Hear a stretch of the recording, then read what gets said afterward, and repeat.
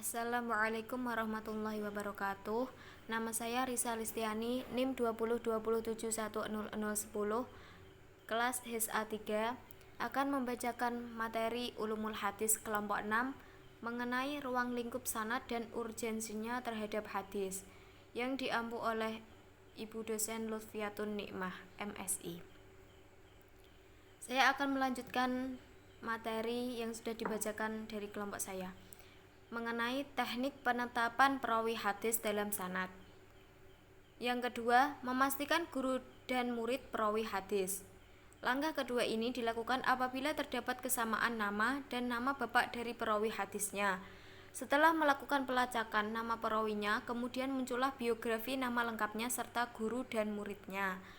Yang ketiga, menelusuri kitab-kitab syara' hadis berkenaan dengan hadis yang dikaji. Jika kedua cara di atas telah dilakukan dan belum bisa memastikan nama perawi yang diteliti, maka jalan terakhir yang bisa ditempuh adalah dengan menelusuri kitab-kitab syara' hadis. Selanjutnya, urgensi dalam menentukan kualitas hadis. Untuk dapat menyimpulkan kredibilitas seorang rawi yang diteliti, seorang peneliti haruslah memiliki pengetahuan yang cukup tentang ilmu jarh wa ta'dil atau ilmu yang membahas di dalamnya penilaian baik dan cacat dari seorang kritikus terhadap rawi hadis. Syarat kritikus atau mencacat atau mentakdilkan seseorang adalah orang yang berilmu, bertakwa, wara', jujur, menjauhi diri dari sifat fanatis, serta memahami sebab pencacatan seseorang ataupun sebab dikukuhkannya sebagai seorang yang adil.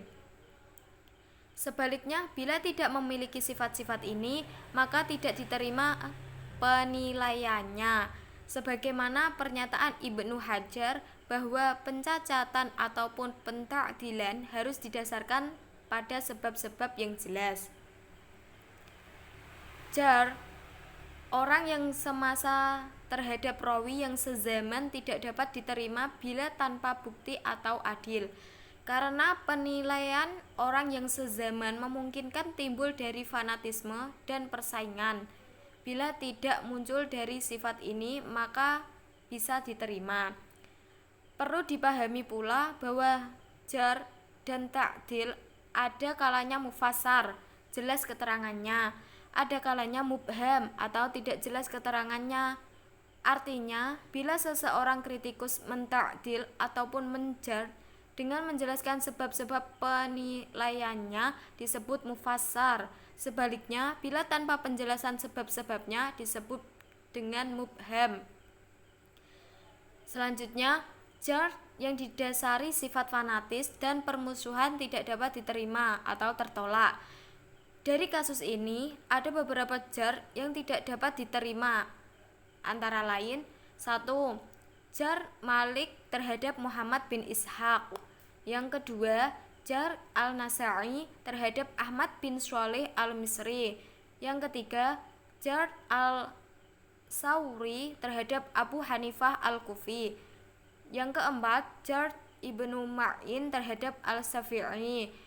Yang kelima, jarh Ahmad terhadap Al-Haris Al-Muhasibi. Dan yang terakhir, yang keenam, jarh Ibnu Mandah terhadap Abu Nu'aim Al-Asbahani.